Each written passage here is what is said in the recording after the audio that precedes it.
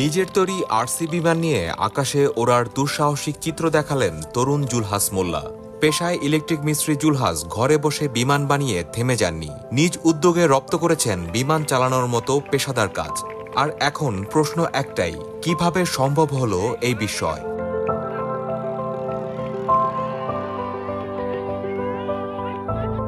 তিন বছর আগে ইউটিউবের ভিডিও দেখে তার বিমান বানানোর আগ্রহ হয়। তারপর এই আগ্রহ থেকেই শিখেছেন বিমান বানানো এবং উড়ানোর কায়দা। বিমান বানাতে ব্যবহার করেছেন সেচের পাম্প মোটর ও এসএস অ্যালুমিনিয়াম। আমি আজ থেকে 1 বছর আগে একটা প্লেন উড্ডয়ন করেছিলাম, সেটা মাটি থেকে মাত্র 8-10 ফিট উঠেছিল। তো সেটি ঝুঁকিপূর্ণ থাকার কারণে সেটিকে আমি আর দ্বিতীয়বার উড়াইনি, সেটা নষ্ট করে ফেলেছি। তো তারপর আমি এটাকে তৈরি করা শুরু করি, আর বিগত 1 বছরে এটা তৈরি হয়।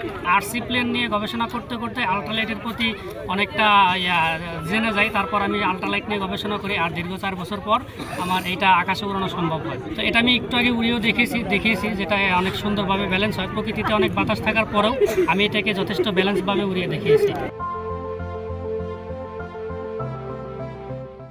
জুলহাস মোল্লার বাড়ি দৌলতপুর উপজেলার বাকুটিয়া এলাকায় হলেও নদী ভাঙনের কবলে পড়ে তার পরিবার বর্তমানে শিবালয় উপজেলার ষাটগড় তেওতা এলাকায় বসবাস করছে।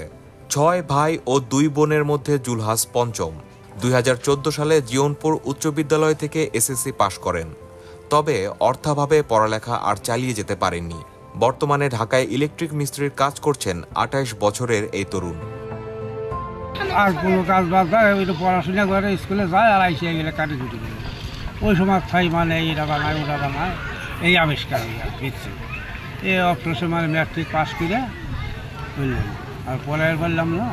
এইগুলো করতে করতে 1 বছর যাবত এই যে নিজেই চলে চালানোর অভিজ্ঞতা করছে।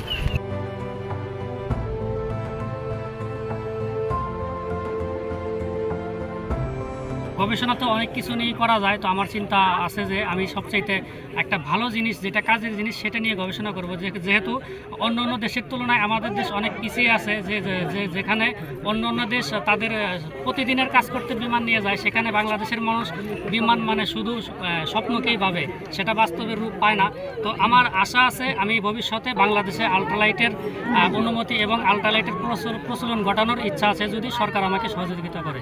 আর সবচাইতে যেটা আমার চাওয়া সেটা হচ্ছে সরকার বা প্রশাসন আমাকে যেন বাধা না দেয়। আমি ইনশাল্লাহ আমি সেফটি মেনটেন করেই কাজ করব, এবং যতদূর আমি করেছি আমার ব্যাকগ্রাউন্ড দেখলে বুঝতে পারবেন আমি এটাকে 100% সেফটি মেনটেন করে করেছি।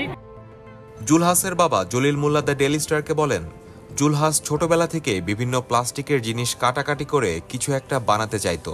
জিজ্ঞেস করলে বলতো, একদিন দেখবে কি বানিয়েছি।